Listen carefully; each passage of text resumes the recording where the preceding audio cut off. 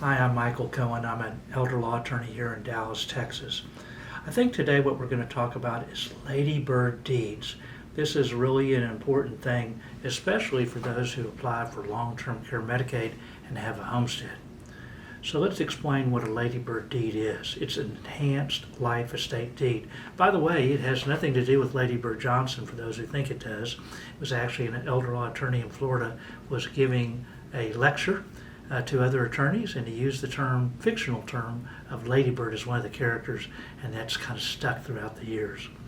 Anyway, a Ladybird Deed is an enhanced life estate deed. What's that different from a regular life estate deed?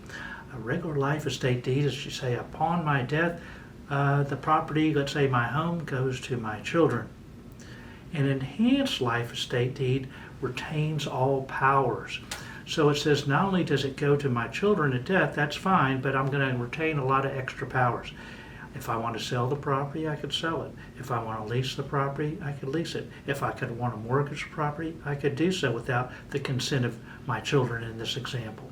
In fact, I could change my mind and sell the property and give it to somebody else or do a new Ladybird Deed in the future. I could do whatever I want. That's important for several different reasons. One reason is it is tax neutral.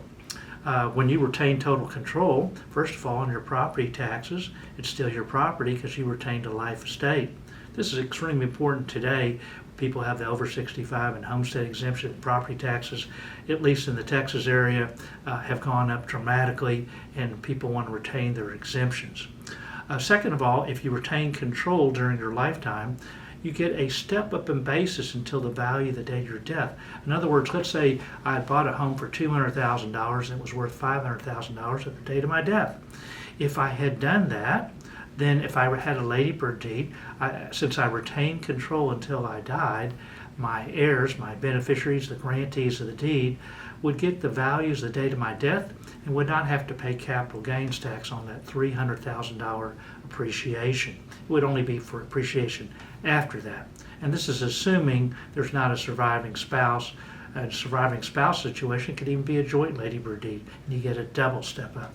Well, anyway, this third reason is because you retain total control, there's no look-back period for long-term care Medicaid. A lot of people know that if you apply for long-term care Medicaid, where the government helps pay for long-term care costs, that they presume that if you make a gift or a transfer of any sort, that you did it on purpose to reduce your assets to get eligible for Medicaid.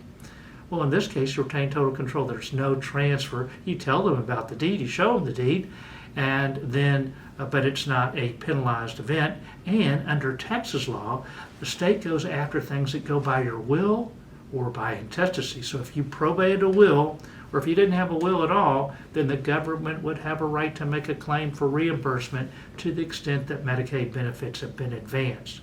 This would avoid a successful claim by the government because you retain control. It's still your home. It's still an exempt resource. Under Texas law at Medicaid in year 2022, the allowable limit if you're single is $636,000 of equity in your home. So if you had a mortgage, it's even greater value of the home. So that is exempt from being accountable resource for Medicaid. Normally for Medicaid, all you could have if you're single is just a couple $1,000s. Why Medicaid again? Because the government helps pay for long-term care costs. That's expensive.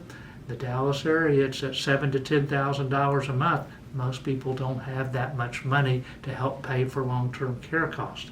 So they want to put their money into something that may not count, like their home. So if there was that mortgage, they would just pay off the mortgage to reduce their assets to get eligible for Medicaid and then save the home for their children. So Ladybird Deed, maybe it's possible that people want a Ladybird Deed just to avoid probate. They say, look, I want to keep all my, I want to have, instead of going to court to probate a will, I want this particular property to go to whomever it may be, child, children, whatever. Now you got to be careful though on who you give it to, because if the child has a problem, maybe the child's disabled, Maybe the child has creditor issues.